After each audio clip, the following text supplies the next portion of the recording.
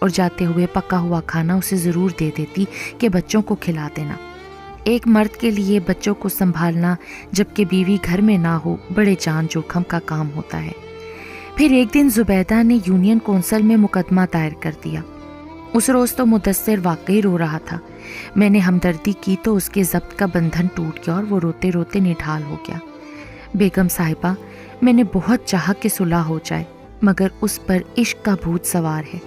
صاف منع کر دیا ہے کہ مجھے مدثر کے ساتھ نہیں رہنا۔ ثالث نے بھی کافی سمجھایا کہ ایسا نہ کرو، 4 بچوں کا سوال ہے، مگر اس پتھر دل عورت پر کوئی اثر نہیں ہوا۔ اس نے مطالبہ کیا کہ بچے وہ رکھے گی، لیکن میں بچے اسے نہیں دے سکتا۔ جب وہ طلاق مانگتی ہے تو پھر بچے میں اسے کیوں دوں؟ ترسے نہ ان سے ملنے کو بھی۔ اب میں اسے ملنے نہیں دوں گا بچوں سے۔ جب اس نے دوسری شادی ہی کرنی ہے تو پرائے مرد کے حوالے اپنے بچے میں کیوں کروں؟ دکھ سکھ جھیل لوں گا، آخر بچے بڑے ہو جائیں گے۔ ایک دن وہ کچھ زیادہ ہی افسردہ تھا، 2 دن کی چھٹی کر کے آیا تھا۔ وجہ پوچھی تو بولا، بیگم صاحبہ میں نے زبیدہ کو طلاق دے دی ہے۔ نہ دیتا تو کیا کرتا؟ جب عورت بے وفائی کرتی ہے تو پھر اسے دوبارہ گھر میں بسانا مرد کے لیے مشکل ہوتا ہے۔ چند دن تک تو وہ بہت اداس اور بجھا بجھا رہا۔ غریب آدمی کے لیے دوسری شادی کرنا آسان نہیں ہوتا، اور پھر بچوں کو سوتیلی ماں کے حوالے کر کے کام پر جانا، یہ سب دل دہلا دینے والے معاملات تھے۔ میں اس کے بچوں کا بہت خیال رکھنے لگی تھی۔ عید پر ان کو کپڑے دلوائے، عیدی کے لیے رقم بھی دی۔ اتوار کے ساتھ ہر ہفتے 1 آدھ دن کی اور چھٹی دیتی کہ وہ بچوں کو نہلا دھلا سکے۔ بچا ہوا کھانا فریج میں رکھنے کے بجائے اسے دے دیتی کہ کل تازہ پک جائے گا، اس کے بچے کھا لیں گے۔ ان کے گھر میں ماں تو ہے نہیں، بیچارہ خود جا کر پکاتا ہوگا۔ سردیوں کی لمبی راتوں میں یہ سب کچھ بہت دردناک لگتا تھا۔ بچے اپنی ماں کو کیسے یاد کرتے ہوں گے؟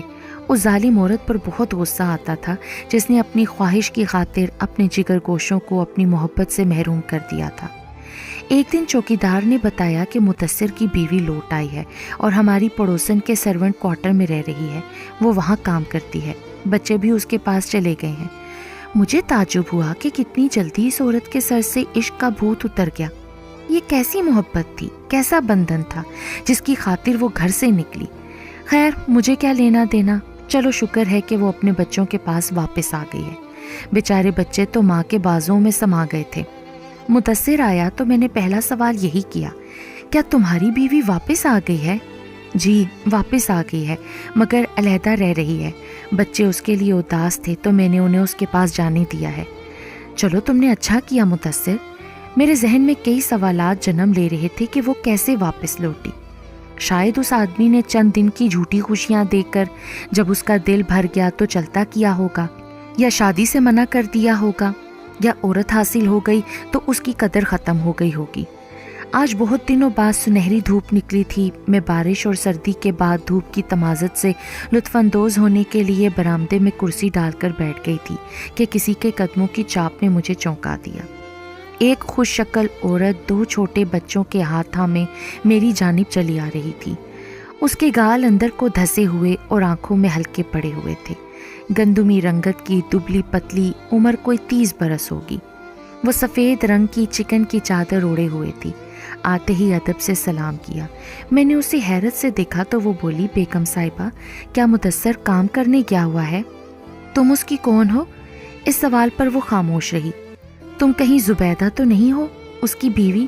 حالانکہ وہ اب اس کی بیوی نہیں رہی تھی، مگر اس نے مدثر کا نام اس قدر اپنائیت سے لیا تھا کہ میں بھول گئی کہ اس کو طلاق ہو چکی ہے۔